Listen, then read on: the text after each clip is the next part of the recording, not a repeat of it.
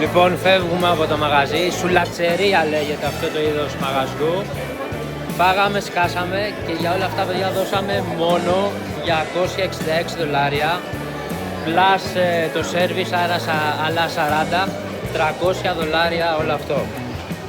Αξίζει full.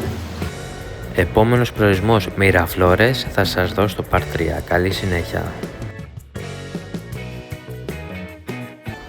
Φτάσαμε στο part 3. Αφήνουμε πίσω το Καλάο, κατευθυνόμαστε προς Μυραφλόρες.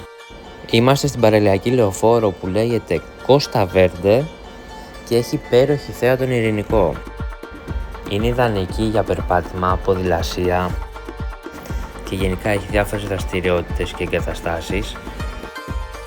Νοικιάζεις κάτι μπάγκι και πας στην άμμο, έχει με παραμοτέρ και κάνεις βόλτα, έχει και λούνα πάρκ για τους μικρούς φίλους μας, αλλά αυτό που το χαρακτηρίζει είναι τα κύματα που έχει για το σερφ.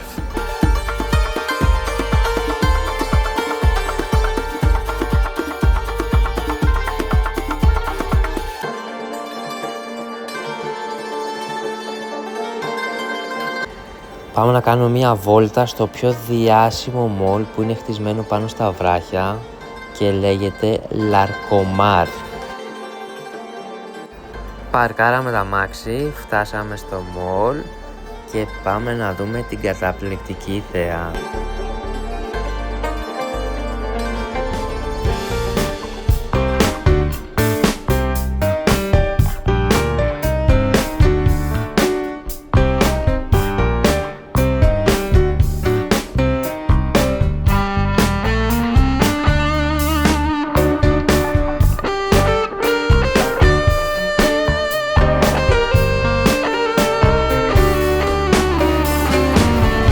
Το μόλ εδώ, παιδιά, έχει τα πάντα. Έχει όλες τις μάρκες.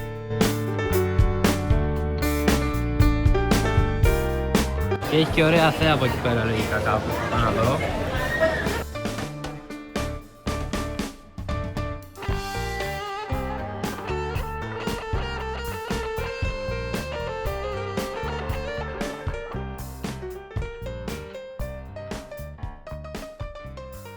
Εξαιρετική θέα, πολύ όμορφο τουριστικό εδώ το μέρος και βλέπουμε σε εκείνη την παραλία κάνουν full σερφ. Έχει πάρα πολλούς σερφερ, όποιος κάνει σερφ να το επισκεφθεί.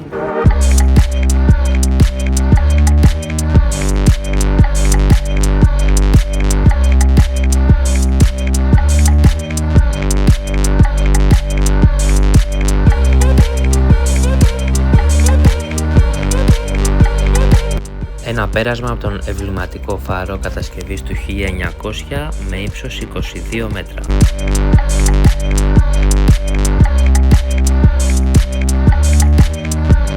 Μυραφλόρες είναι υπέροχα.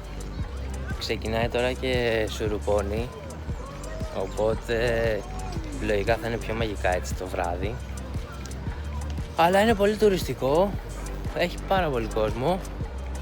Πολύ πλατεία, πολύ πράσινο, πολύ οργάνωση και γενικά θα ήταν ωραίο και για ταξίδι να έρθει κάποιος. Εντάξει, εγώ βγήκα για λίγες ώρες, αλλά και για ταξίδι θα είναι σούπερ.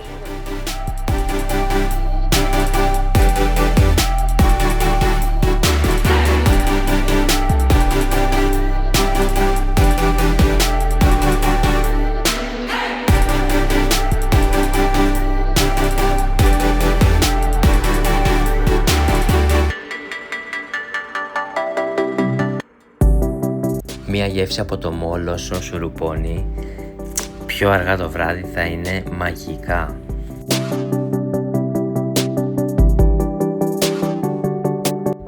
Γενικά μου άφησε ωραίες εντυπώσεις το μέρος εδώ πέρα, παρόλο που δεν το γύρισα πολύ. Ευδιάθετος κόσμος, πολύ καθαροί χώροι, τα πεζοδρόμια, δρόμοι. Πολύ pet friendly, δηλαδή είδα πολλά σκυλάκια και πάρκα για σκυλάκια και φανταστική θέα τον Ειρηνικό, ξεφεύγει το μάτι. Λοιπόν, πάμε να φύγουμε από Μυραφλόρες, να πάρουμε ένα Uber για να πάμε Λίμα.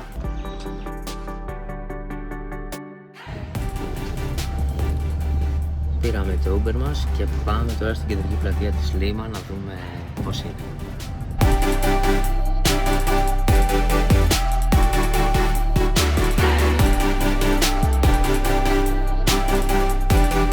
Παρόλο που είναι Κυριακή, πάλι καλά δεν βρήκαμε πολλή κίνηση.